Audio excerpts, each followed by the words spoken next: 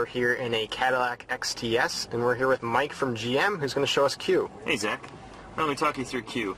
So in the center here, you're looking at a fully capacitive center stack. We've got an upper touch screen, and as you touch the touch screen, we give you haptic feedback. So you go ahead and touch the arrival time. It's going to toggle the duration. Yep, sure.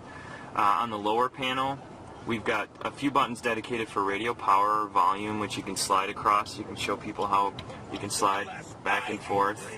Yep. And then there's a home button, which will take you to a home screen, very similar. And we're driving in Manhattan, mind you, so it's not the best environment for holding the camera still, but Rob's doing a pretty decent job of driving.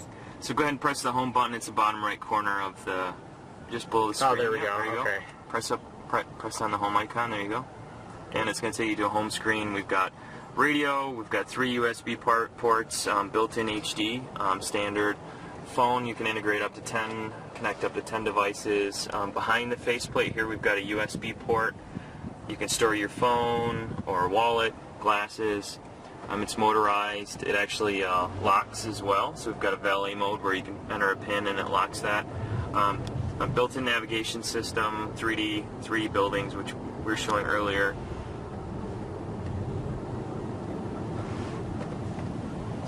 You can see we're rendering a beautiful city in New York.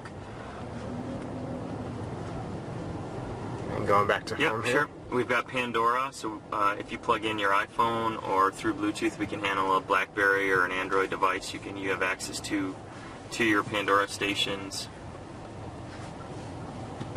On the left, we've got a fully configurable instrument panel. So on the far left there, it's 12.3-inch diagonal display right now. Since we've got an active route, it's telling the driver what turn to make next. Also, which doesn't show up on the video, a heads-up display that can convey some similar information. Right there, you can see a bit of an outline right there, but unfortunately, let me see if I can get right over there. Yeah, you can see a hint of the heads-up display right there. So the nice thing is all of these different displays are coordinated. So as you can see, we're showing him what turn to make next, even though the nav route's set up in the center stack. As we merge into some oncoming traffic. We've also got voice recognition. We've got natural language voice recognition. So not only can you use it to control your phone or your media player or your nav, but you can be pretty flexible in the commands you give it. You don't have to say like radio tune. You can just say tune to, and you can call out a specific station name on Sirius XM. Or you can say a frequency, or you can say I'd like to listen to, and just name an artist, an album, a song, genre. If you've got multiple devices connected to the vehicle, like say you've brought in 2 phones and you've connected them to the USB ports, you don't have to say like I need to listen to music on a particular phone. We'll catalog all of that music into one area, and you can just say I'd like to listen to, name the artist, and we'll find the music for you. Okay, so how do we toggle the voice activation? Sure. So we'll just ask Rob to press the top left button. There you go. Command, please. Let's hear some Dido.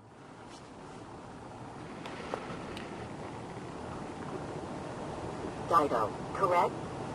Yes. And where are the microphones here? They're in the front. There's one right up here, and this is for the speakerphone as well? Yes, it also has active noise cancellation, so there's a few microphones in this car, but the ones for voice rec are up in the front. Okay. And you can see he's playing Dido. I just did that from the back seat. Yeah, not bad at all.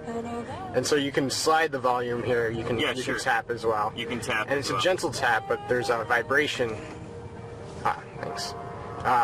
You get some haptic feedback here, whether you're sliding or tapping. So the idea is that we give you a little bit of feedback in your finger. It's kind of like pressing a real button, so that you know you've performed the command, especially in driving situations like that we're in right now. Very cool. Anything else that we should know? Oh, that's it. It's going to be available on the XTS as standard. It'll be optional on the ATS, short wheelbase Cadillac that we're launching this year, and standard on the SRX, which is our crossover vehicle. Okay, and I hope we survive this drive. Agreed. Rob's doing a good job. Now you're getting a little bit of a bonus video here. We are backing up in Manhattan trying to get out of this gridlock right up here. And as you can see, there's a rear view camera. And we have a grid as well that's helping us to determine how close we are to the nearest object. And so those are dynamic. They'll move as he turns his wheel. It's going to show him where he's going to go. Feeling the vibration in the seat right now. Okay, and then we have haptic feedback in the seats as well, or feedback, I guess you'd say. And it'll vibrate on either side, so the left or the right. If you have an alert on the right side, it'll vibrate on the right. If it's on the left, it'll vibrate on the left. So,